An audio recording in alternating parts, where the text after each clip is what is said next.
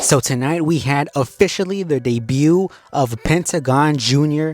tonight in what was, as Michael Cole put it, the worst kept secret ever in the history of professional wrestling. Pentagon Jr. makes his official debut here tonight against Chad Gable in a stellar match. These two guys, I think there's probably no other better opponent that you could have for Pentagon Jr. than Chad Gable, who's going to go in there and absolutely kill it. So me personally, I am very new to Penta. I am just hearing about him for the very first time, which I know he's been around, you know, in Lucha Underground and AEW and whatnot. So this is like my first time seeing and hearing of Pentagon Jr. But the crowd was insanely hyped for him.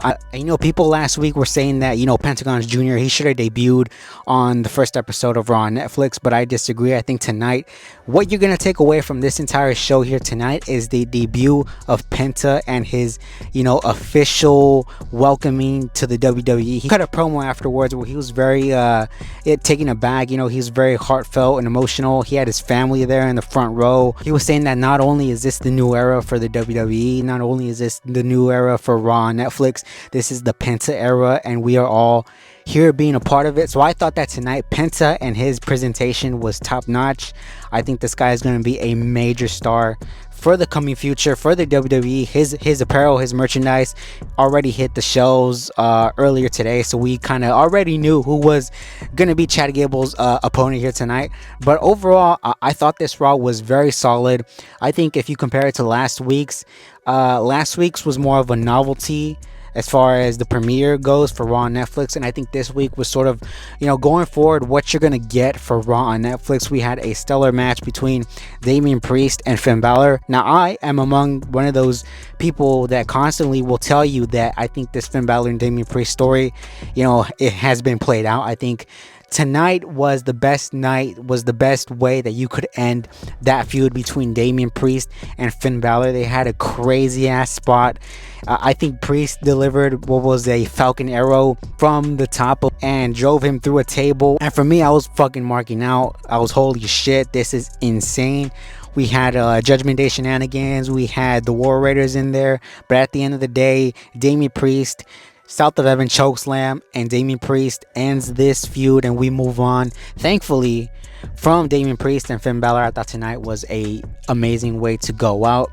And beginning what we had open the show with CM Punk. CM Punk essentially declared himself into the 2025 Men's Royal Rumble.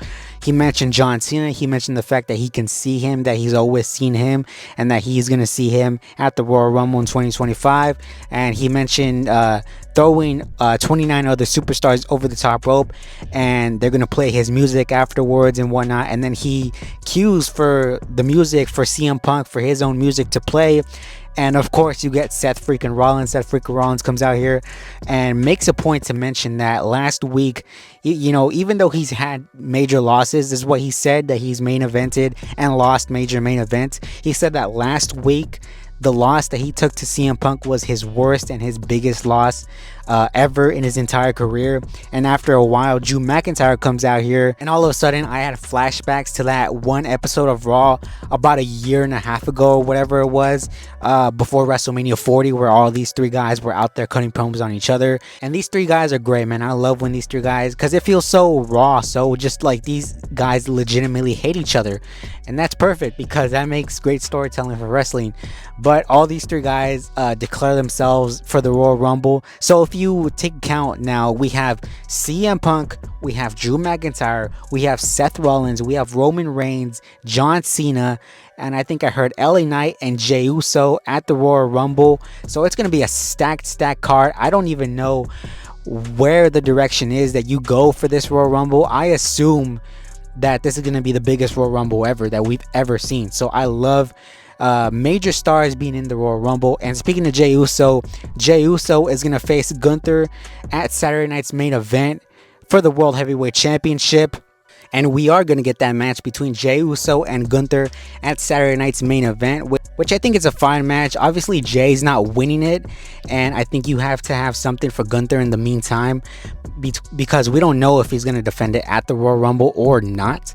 So I think this is I think this is almost like a filler sort of feud for the time being, but I think it's fine. I think, people love Jey Uso, and they had a pretty good back and forth here tonight in this promo.